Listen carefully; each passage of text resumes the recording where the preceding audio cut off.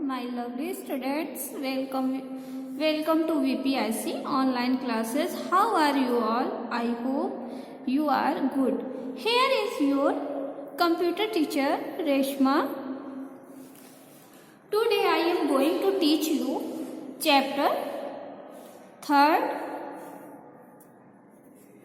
Chapter name memory and its type. Chapter 3 में हम memory और उसके प्रकार पढ़ेंगे। जैसा कि हमने प्रीवियस क्लास में मैंने पढ़ाया था कंप्यूटर के प्रकार, और अब हम पढ़ेंगे मेमोरी के प्रकार।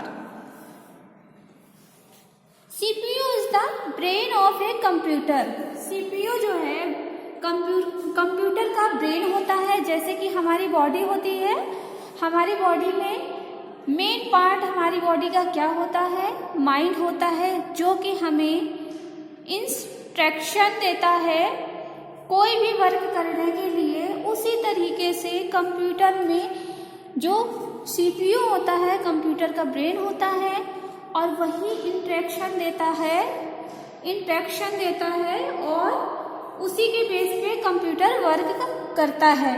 It process all the information it receives the input device and stores it in computer memory।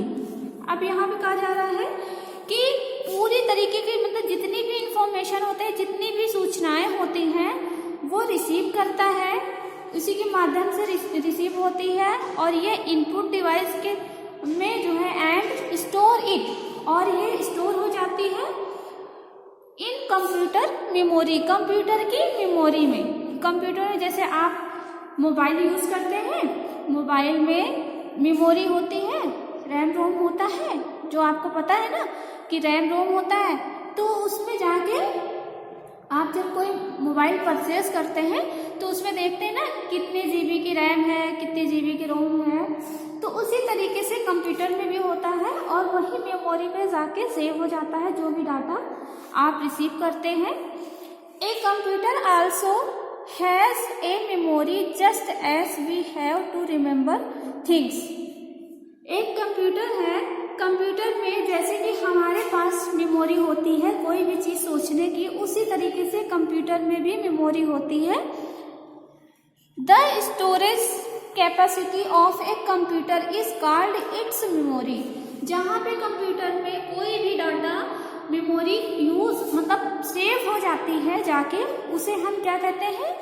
Memory कहते हैं। मतलब कि रिकॉल हम कर सकते हैं मेमोरी से कोई भी चीज़। जैसे हमने कंप्यूटर में कभी कुछ यूज़ किया और हमें लगा कि ये इम्पोर्टेंट है, उसको मैंने सेव कर लिया, बट एक साल के बाद या 6 महीने या 1-2 महीने के बाद हमें ये लगा कि हमें उस चीज़ का यूज़ है, हमें नीड हो गई है हमारी कि हमें वो चीज़ चाहिए, और हमें याद नहीं था।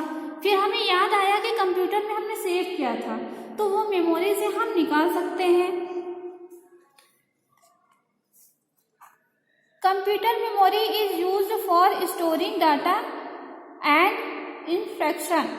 ठीक, यहाँ पे कहा जा रहा है कंप्यूटर की मेमोरी जो होती है वो स्टोर कर लेती है, मतलब स्टोर करने के रूप में प्रयोग होती है डाटा को और आदेशों को, मतलब कोई तरीके के अनुदेशन होते हैं उनको भी हम स्टोर कर लेते हैं। In this chapter we shall learn how about computer memory. In this chapter, इस चैप्टर में हम लोग सीखेंगे about computer memory, computer memory के बारे में।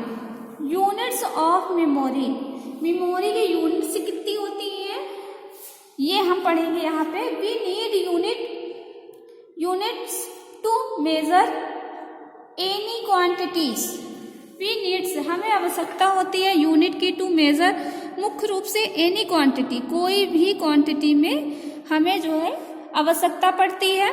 फॉर एग्जाम्पल, जैसे कि एक उदाहरण के रूप में लेंगे, we use metres and kilometres to measure distance. मतलब मुख्य तरीके के जो डिस्टेंस होते हैं उसमें कुछ हम जो नापते हैं डिस्टेंस को, या मीटर में या किलोमीटर में नापते हैं।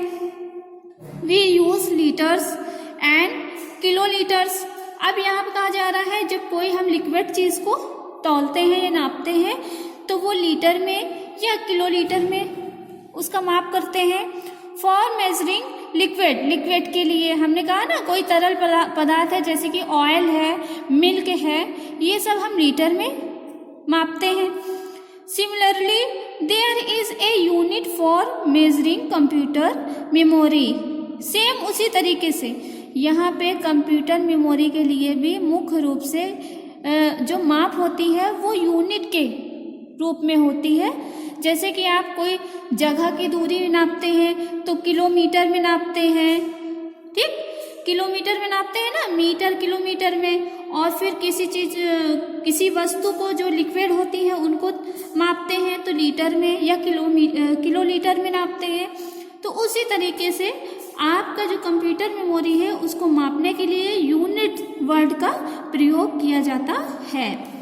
एक computer can only understand binary language. एक जो कंप्यूटर होता है वो केवल बाइनरी जो भाषा होती है उसी को वो एक्सेप्ट करता है और उसी भाषा को वो समझता है।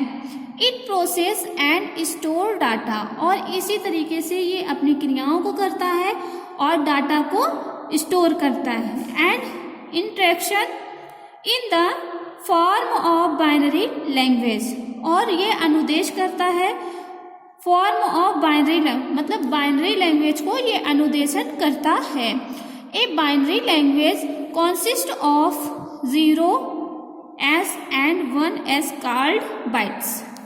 बाइनरी लैंग्वेज जो होती है वो 0s and 1s कॉल्ड मतलब ये, और इसका मीन्स होता है, इसको क्या कहा जाता है, बाइट्स। क्या कहा जाता है, बाइट्स कहा जाता है। ए bite is the smallest unit of information.